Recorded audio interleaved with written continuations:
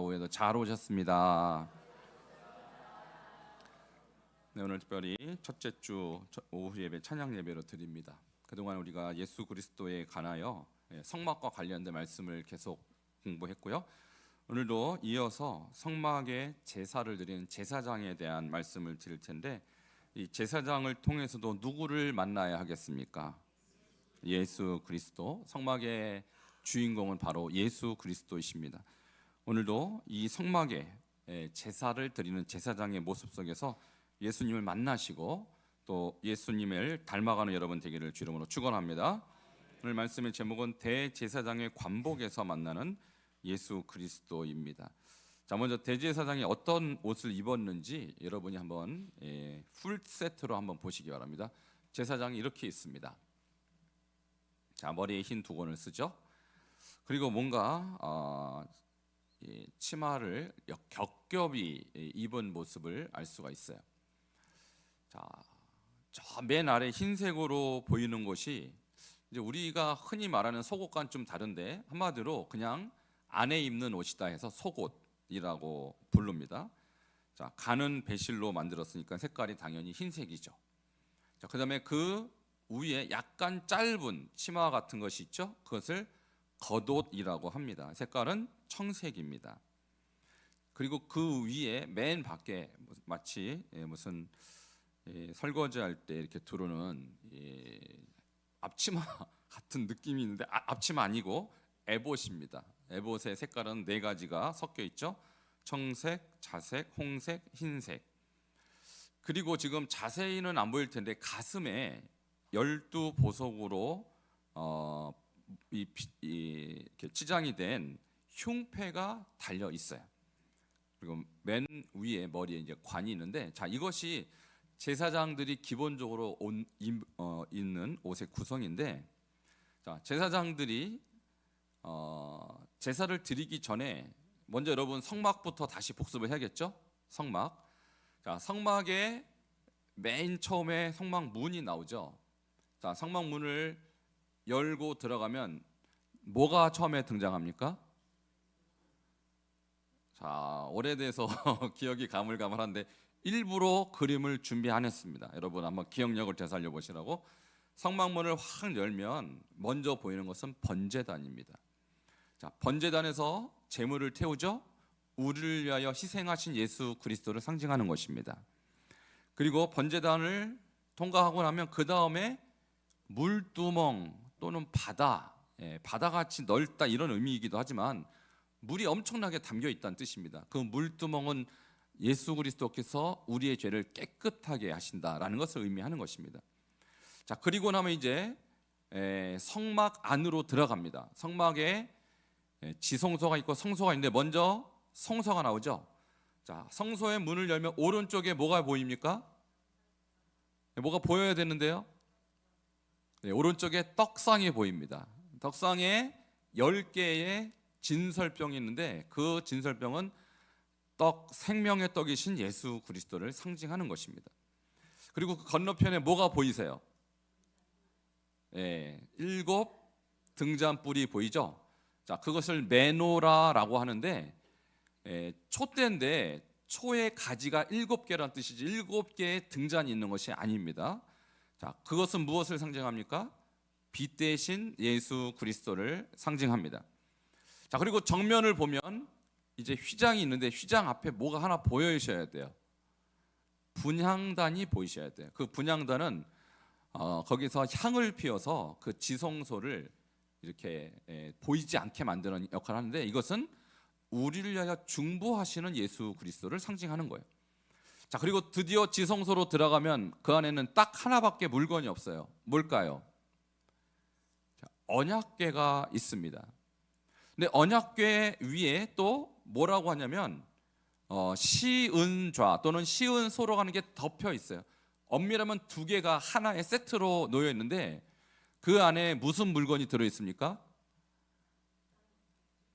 아론의 쌍난지파기, 10계명의 2돌판, 그리고 만나를 담은 돌 항아리가 들어 있습니다. 자, 그럼 이 시은소는 무엇을 상징하냐면 우리의 죄를 덮어주시는 예수 그리스도를 상징하는 거예요. 자, 이것이 성막에 대한 전반적인 그림이에요. 여러분, 성막은 오늘날 교회입니다. 자, 교회에 오면 여러분의 죄를 주님 앞에 태우시길 바랍니다. 그러면 주님께서 물로 씻어줄 줄 믿습니다. 그리고 주님은 생명의 떡이십니다. 주일마다 와서 말씀을 먹고 그 말씀 영의 양식을 삼으시기를 축원합니다. 그리고 빛이신 예수 그리스도의 빛을 받아 우리의 죄를 주님 앞에 자백하는 시간이 필요하고요. 그렇게 자백할 때 주님은 우리의 죄를 용서해 주시는 시은소로 우리를 인도하게 될 줄 믿습니다. 자, 이런 사역을 하는 사람을 제사장이라고 하고요. 특별히 오늘은 1년에 한 번 이 번제단 그리고 이 성소에 들어가서 제사를 하는 대제사장에 대한 소개를 하고 여기에서 예수님을 우리는 보는 시간을 갖도록 하겠습니다. 자, 먼저 저 흰 옷을 단독으로 보여드리면 이렇게 생겼어요. 자, 롱코트처럼 잠옷하고 되게 비슷하죠. 근데 저것을 왜 속옷이라고 부르냐면 유대인들은 저것을 먼저 입고 그리고 밖에 뭐 하나를 두르고 다녀요. 그러니까 안에 입는 옷이다 해서 속옷이라고 하는 것뿐입니다. 자, 이것은 흰색이죠. 흰색은 예수 그리스도의 거룩함을 나타내는 것인데요. 그것이 출애굽기 28장 오늘 읽은 39절에 나와 있습니다. 함께 읽겠습니다. 시작. 너는 가는 배실로 반포 속을 짜고 가는 배실로 관을 만들고 띠를 수놓아 만들지니라. 아멘. 자, 이 말씀은 뭐냐면 가는 배실로 흰색으로 반포 속옷을 짜고, 여기서 반포 속옷이라는 것은 세마포 옷을 말하는 것입니다. 자, 우리 예수님이 우리에게 나중에 계시록에 보면 예수님을 따르는 자도 무슨 옷을 입는다고 그래요? 바로 저 세마포 흰 옷을 입게 될 것입니다. 그래서 예수를 믿는 자도 저 흰 옷을 입을 텐데, 여러분, 예수님의 거룩을 닮아가는 자가 이 흰 옷을 입는 것이고요. 우리는 그 사람들이 손에 종려가지를 들고 또 예수 그리스도와 하나님의 보좌 앞에서 찬송하는 그날이 오게 될 줄 믿습니다. 자, 이것을 우리 예수 그리스도의 속옷 또는 반포 속옷이라고 하고요. 그리스도의 거룩을 말하는 거예요. 자, 그러면 반포 속옷 위에 뭔가를 하나 또 입죠? 아까 겉옷이라고 했습니다. 자, 겉옷은 이렇게 생겼어요. 이것도 역시 소매가 없는 긴 치마와 같이 생겼는데 속옷보다는 한 뼘 정도가 짧습니다. 그래서 먼저는 속옷이 보이고 그 다음에 겉옷이 보이는데요. 자, 이것이 출애굽기 28장 31절과 32절에 기록이 되어 있습니다. 함께 읽겠습니다. 시작. 너는 에봇 받침 겉옷을 전부 청색으로 하되 두 어깨 사이에 머리 들어갈 구멍을 내고 그 주위에 갑옷 깃같이 깃을 짜서 찢어지지 않게 하고. 여러분, 이 청색은 무슨 뜻일까요? 청색은 하늘을 뜻하는 것입니다. 그래서 우리 예수 그리스도께서 하늘에서 이 땅에 오신 신적인 존재라는 것을 알려주고 있는 거예요. 자, 아까 흰옷은 무엇을 상징한다고요? 예수님의 거룩하심, 그리스도의 거룩을 말하는 것이고, 이번에는 그리스도의 신성, 신적인 존재라는 사실을 이 색깔을 통해서 나타내주고 있는 것입니다. 자, 그러면 이제 속옷 입고 겉옷 입었으니까 마지막에 하나 더 입습니다. 옷 중에는 마지막에 무슨 옷이라고 아까 했을까요? 에봇이라고 합니다. 자, 에봇은 네 가지 색깔을 저렇게 섞어서 만드는데요. 출애굽기 28장 6절과 7절에 기록이 되어 있습니다. 같이 읽겠습니다. 시작. 그들이 금실과 청색, 자색, 홍색 실과 가는게 꼰 배실로 정교하게 짜서 에봇을 짓되 그것을 어깨 바지 둘을 달아 두 끝을 이어지게 하고. 자, 앞치마랑 배 되게 비슷한데 앞치마가 아닙니다. 자, 이것은 무슨 뜻이냐면 네 가지 색깔이 골고루 들어있죠. 이것은 그리스도의 영광을 상징하는 거예요. 그래서 아까 흰옷은 그리스도의 거룩하심, 그리고 청색은 그리스도의 신성, 네 가지 색깔이 섞여 있는 것은 그리스도의 영광을 상징하는 거예요. 자, 이제 그 위에 뭔가 액세서리와 같은 것을 가슴에 차도록 하고 있습니다. 그것이 흉패라는 거예요. 함께 28장 29절 같이 보도록 하겠습니다. 시작. 아론이 성소에 들어갈 때에는 이스라엘 아들들의 이름을 기록한 이 판결 흉패를 가슴에 붙여 여호와 앞에 영원한 기념을 삼을 것이니라. 아멘. 자, 자세히 보면 흉패에 보석이 붙어 있는데 몇 개가 붙어 있습니까? 자, 번호가 작아서 안 보이는데 12개가 있습니다. 12개는 12지파를 상징하는 것이죠. 우리 계시록에 보면 14만 4천이 12지파에서 각각 모여서 14만 4천을 이룬 것입니다. 여기도 마찬가지예요. 이 12개는 이스라엘 12지파를 말하는 것이고, 영적으로 보면 예수를 믿는 모든 그리스도인을 말하는 거예요. 그럼 그것을 왜 가슴에 차도록 했을까요? 여러분, 가슴은 가장 중요한 곳입니다. 우리의 심장이 있는 곳입니다. 그곳에, 예수의 심장이 있는 곳에 이스라엘 12지파를 품은 것이고, 저와 여러분을 품은 줄 믿으시길 바랍니다. 이것은 그리스도의 보호와 사랑을 의미하는 거예요. 우리 예수님께서 여러분을 구원하시고 여러분을 나중에 천국에서 여러분을 꼭 품에 안으실 때 바로 주님의 가슴에 안으실 것입니다. 바로 12지파는 여러분을 상징하는 거예요. 우리가 장래 예수님을 천국에서 볼 텐데 예수님이 아마도 이 모습으로 비춰지지 않을까라는 생각이 들어요. 자, 이것은 무엇을 의미하는 것일까? 28장 29절에 보니까 영원한 기념을 삼을 것이라 이렇게 말씀했어요. 자, 그래서 나도, 그리고 나와 함께 예수 믿는 우리 그리스도인, 우리 성도들도 나중에 이 12지파의 한 지파로 주님 앞에 인정을 받고 주님 품에 보호와 사랑을 받는 그날이 꼭 오게 되기를 축원합니다. 자, 이것이 바로 이 흉패에 담긴 의미인데, 근데 저 흉패 안에 눈에 보이지는 않지만 특별한 물건을 성경에서 얘기하는데 그것이 우림과 둠밈입니다. 우림과 둠밈이 저 흉패 안쪽에 또 다른 주머니에 숨겨져 있는데 어떻게 생겼는지, 크기가 어떤지, 재질이 뭔지 성경에 나오질 않아요. 어쨌든 이 말씀은 28장 30절에 기록이 되어 있어요. 같이 28장 30절을 읽겠습니다. 시작. 너는 우림과 둠밈을 판결 흉패 안에 넣어 아론이 여호와 앞에 들어갈 때 그의 가슴에 붙이게 하라. 아론은 여호와 앞에서 이스라엘 자손의 흉패를 항상 그의 가슴에 붙일지니라. 자, 우림과 둠밈을 어디 안에 넣으래요? 흉패, 판결 흉패 안에. 그러니까 저게 겉으로 볼 때는 주머니가 없어 보이지만 안에 주머니가 있다는 얘기고, 거기에 우림과 둠밈을 넣었다라는 거예요. 도대체 이게 뭐냐?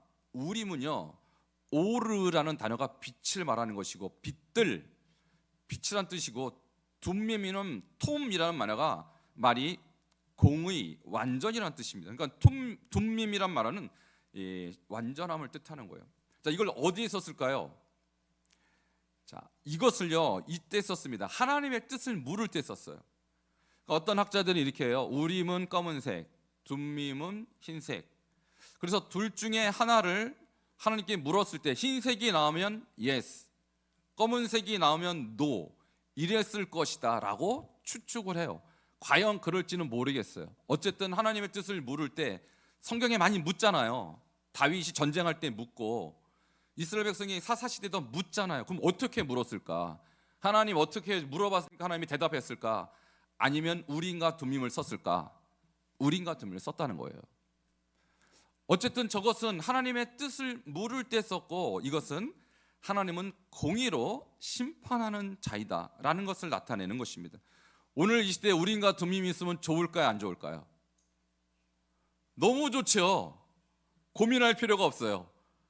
하나님, 제가 짜장면을 먹을까요? 짬뽕을 먹을까요? 고민 많이 되시죠? 그때 우림과 둠밈을 딱 꺼내서 자, 짜장면 먹겠습니다 하고 흰색이 나면 짜장면, 이러면 얼마나 좋을까요? 근데 주님은 그런 분이 아니셔요. 오늘날은 왜 우림과 둠밈이 없을까요? 너무너무 안타깝죠. 여러분, 오늘 이 시대는 바로 우림과 둠밈은 하나님의 말씀입니다. 우리가 말씀을 읽을 때 하나님께서 분별케 하십니다. 그래서 너는 이 시대를 본받지 말고 오직 마음을 새롭게 함으로 변화를 받아 하나님의 선하시고 기뻐하시고 온전하신 뜻을 뭐 하래요? 우리더러 분별하래요. 여러분, 우림과 둠밈은 계시가 완전하지 않을 때 그때 하나님께 묻는 도구에 불과했어요. 오늘은 하나님의 말씀이 있기 때문에 하나님의 말씀을 읽고 묵상하면 알려줄 줄 믿습니다. 더 이상 우린과 도움은 필요 없는 시대예요. 그렇다고 짜장면을 먹을지 짬뽕을 먹을지 주님께서 가르쳐 주시는가 그거는 모르겠어요. 저는 그래서 가끔 묻기도 해요. 하나님 이거 해야 돼요 말아야 돼요. 근데 저는 묻습니다. 우림입니까 둠입니까? 근데 이것이 어떻게 보면 좀 너무 지나친 약간 미신적인 부분이 아닌가라고 생각을 할 수도 있어요. 그러나 여러분 하나님은 묻는 거 좋아하십니다. 여러분 매사에 하나님께 물어보십시오. 하나님이 말씀하실 거예요. 우리 가운데 담대함을 주시고 우리 가운데 평강을 주시고. 그러니까 우리가 기도의 응답이라는 게 뭡니까? 아무것도 염려하지 말고 오직 모든 일에 기도와 간구로 너희 구할 것을 감사함으로 하나님께 아뢰면 모든 지각에 뛰어난 하나님의 무엇이? 평강이 마음과 생각을 지켜주세요. 그것이 우림과 둠밈이에요. 우리가 기도할 때 우리 가운데 주어지는 하나님의 평강이 응답인 줄 믿으시길 바랍니다. 오늘날에 우림과 둠밈을 아무리 찾아도 없거든요.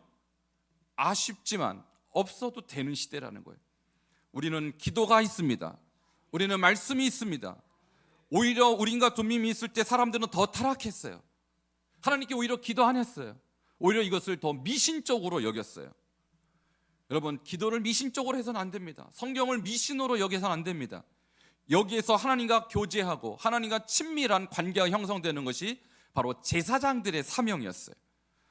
예수님은 우리에게 제사장일 뿐만 아니라 우리도 예수 그리스도를 통하여 제사장이 된 것입니다. 그러므로 우리는 이 시대에 우림과 둠밈을 하나님께서 마음에 다 주신 것입니다. 기도하시기 바랍니다. 말씀으로 주님하고 가까이 지내시기 바랍니다. 이것이 이 시대의 우림과 둠밈이라는 것입니다. 자, 마지막입니다. 마지막은 예수 그리스도의 관과 같은 기능을 하는 것인데 출애굽기 28장 39절에 제사장이 이제 마지막으로 관을 쓰세요. 관 28장 39절 같이 읽겠습니다. 시작. 관은 배실로 반포 속옷을 짜고 관은 배실로 관을 만들고 띠를 서놓아 만들지니라. 아멘. 여러분 예수님이 관을 딱 한 번 쓰셨죠. 어디서 쓰셨습니까? 십자가에서 한 번 쓰셨어요. 이 관은 고통을 의미하기도 해요. 예수님이 얼마나 고난 당하셨냐. 가시관으로 예수님의 머리를 콱 찌를 때 그 머리에서 엄청난 피가 쏟아지죠. 근데요 이 관은 하나님에 대한 순종을 상징하는 거예요. 예수님이 3번 기도하죠. 주여 할만하시거든 이 잔을 내게서 옮기시옵소서. 그러나 내 뜻대로 마시고 아버지의 원대로 되기를 원하나이다. 이것이 예수님의 모습입니다. 그러니까 제사장이 이 관을 쓴 것은요 사실은 황금도 아니고 이것은 그냥 천으로 가는 배실로 좀 소박하게 만든 관입니다. 이것이 의미하는 바가 뭘까요? 이것은 내 위에는 누가 계시다는 뜻이에요. 하나님이 계시다. 나는 하나님의 종이다라는 것을 의미하는 것입니다. 대제사장 얼마나 권위 있습니까? 그러나 대제사장도 하나님의 권위 아래 있을 때 하나님이 그를 통해 일하시는 거예요. 여러분 예수님 얼마나 위대한 분이세요. 하나님의 아들입니다. 아니요 그분은 하나님 자신입니다. 그럼에도 불구하고 그분은 가시관을 기꺼이 받으셨어요. 왜냐하면 그 모습이 바로 하나님이 아들 예수에게 기대했던 사명이기 때문이에요. 오늘 이 시대에 우리도 예수님을 따라가는 자로서 우리가 예수님이 주신 관, 순종의 관을 우리도 받아 써야 되는 것입니다. 그래서 신앙생활의 하이라이트는 순종할 때 나타나는 거예요. 여러분의 신앙생활이 가장 아름다울 때는 여러분이 하나님 말씀에 순종할 때인 것을 기억하십시오. 순종할 때 기적이 일어날 줄 믿습니다. 예수님의 순종을 통하여 저와 여러분이 구원받았습니다. 예수님의 이 모습이 제사장에게 투영되는 것이죠. 여러분 이 예수님의 모습이 계시록에 한번 등장해요. 요한계시록에 예수님이 사도 요한에게 환상 가운데 나타나는데 어떤 모습으로 나타날까요? 자, 요한계시록 1장 13절에 나와 있습니다. 함께 읽겠습니다. 시작. 죄송합니다. 이게 아닌데 제가 읽어드릴게요. 요한계시록 1장 13절에 이렇게 기록되어 있어. 촛대 사이에 인자 같은 이가 발에 끌리는 옷을 입고 가슴에 금띠를 띠고 이렇게 나와요. 자, 무슨 사이에? 촛대 사이, 저 촛대가 뭘 상징하는 거예요? 성막에 있는 금촛대를 말하는 것입니다. 제가 저 그림을 찾으려고 그림을 한 50장 정도 찾아봤는데 저걸 메노라라고 하잖아요. 저 메노라가 나온 사진 저거 딱 하나뿐이에요. 나머지는 7촛대라고 하니까 초를 7개를 다 만들어놨어요. 이거는 제사장의 이 성막의 구조를 몰라서 그렇게 그림을 그린 거예요. 자, 촛대 사이에 인자 같은 이가 발에 끌리는 옷을 입었어요. 이 옷이 무슨 옷일까요? 아까 제사장이 입었던 반포 속옷, 세마포 옷입니다. 자, 그러면 예수님이 그러면 겉옷은 왜 안 입고 우림과 둠밈, 이 흉패는 왜 안 했을까? 여러분, 제가 이 제사장, 대제사장의 그 업무를 자세히 보니까 대제사장이 성소에 들어갈 때까지는 겉옷도 입고 그 다음에 반포도 하고 그 다음에 우림과 둠밈도 합니다. 그런데 지성소에 들어갈 때 이것을 싹 벗고 저 흰 옷만 입어요. 흰 옷만. 자, 왜 그럴까? 지금요, 우림과 둠밈은 백성들을 위해서 백성들의 뜻을 묻는 것이고 겉옷은 신성을 말하는 것이잖아요. 근데 그가 지금 하나님의 임재 앞에 들어갈 때 그에게 필요한 건 거룩만 필요하다는 거예요. 거룩함만. 어떤 사명도 필요 없고 권위도 필요 없어요.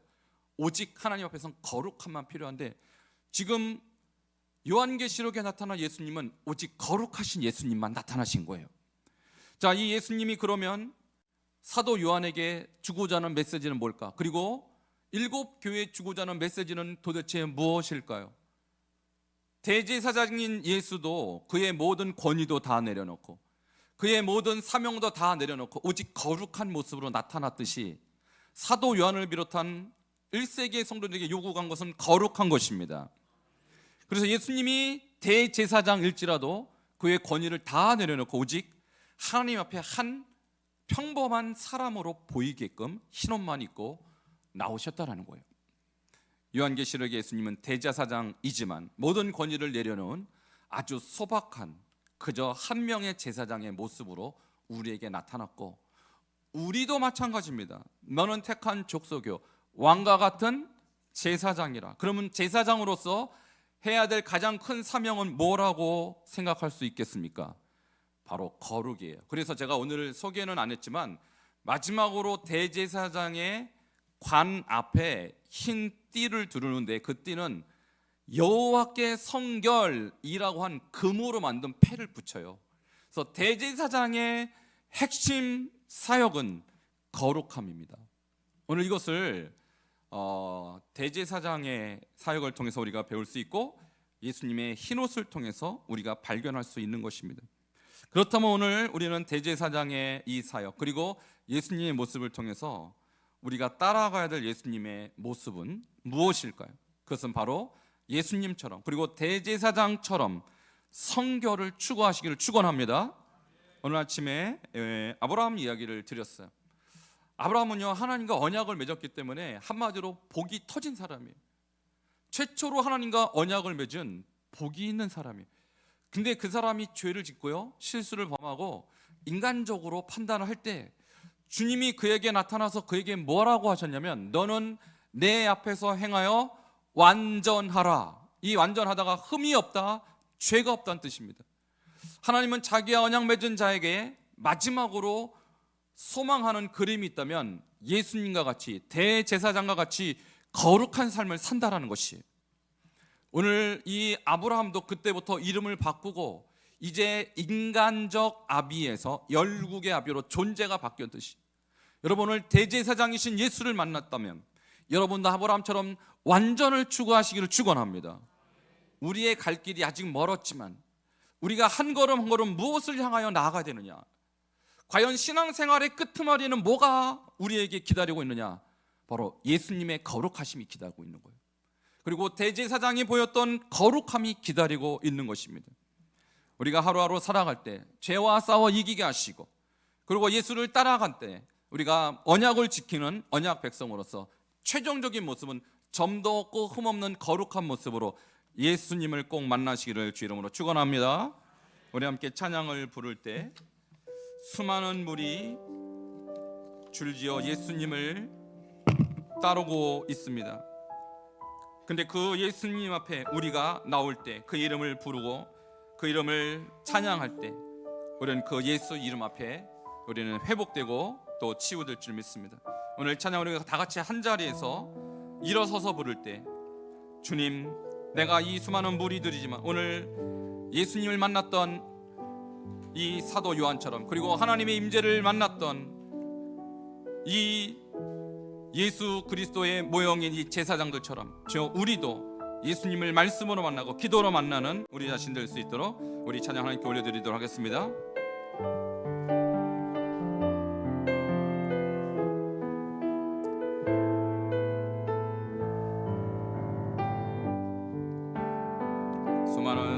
수많은 무리들 줄지어 그분을 보기 위해 따르네. 평범한 목수이신 그분 앞에 모든 무릎이 꿇어 경배하네.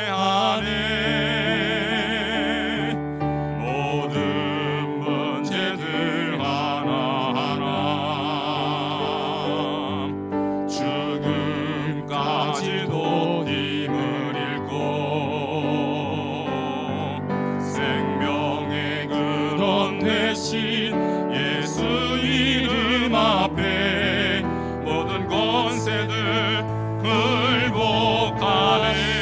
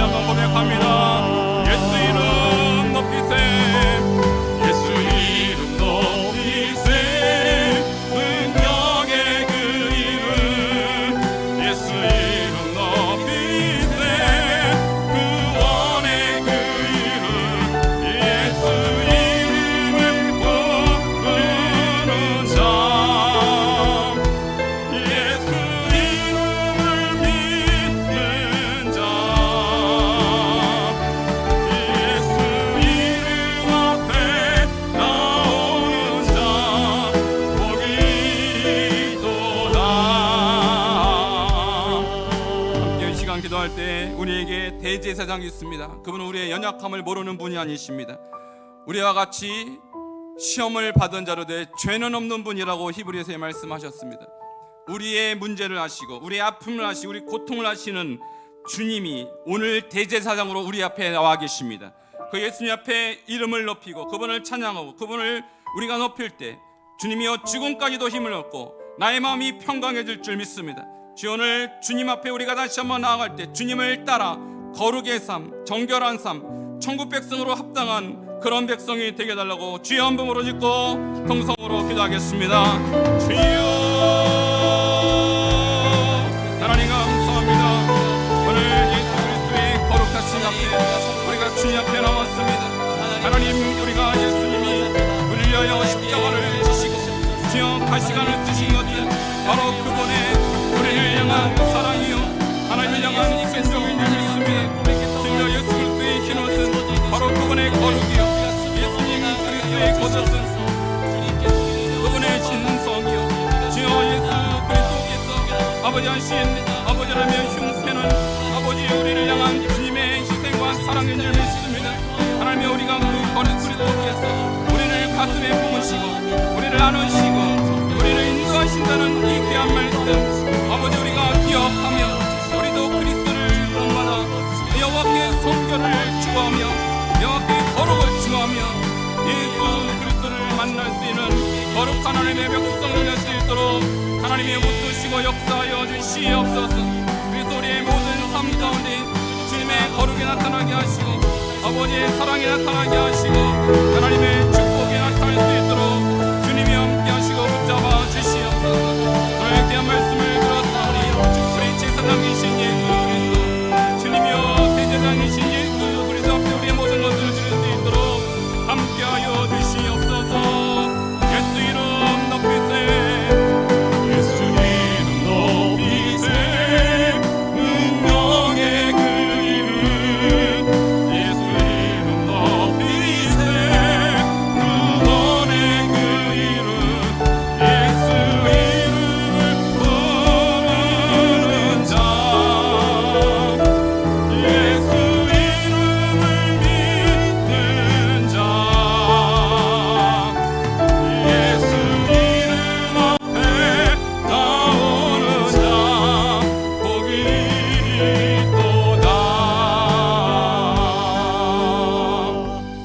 감사합니다. 오늘 대제사장 관복을 통하여 만난 예수 그리스도를 통하여 예수님은 우리에게 정결한 흰옷을 입으신 분이시며 그분은 하늘에서 신성을 가지고 이 땅에 오신 분이시며 또한 그분은 에봇을 가지고 그분의 영광을 나타내시는 분이시며 흉패를 통하여 우리를 사랑하시고 우리를 품는 분이심을 보게 하시니 감사합니다.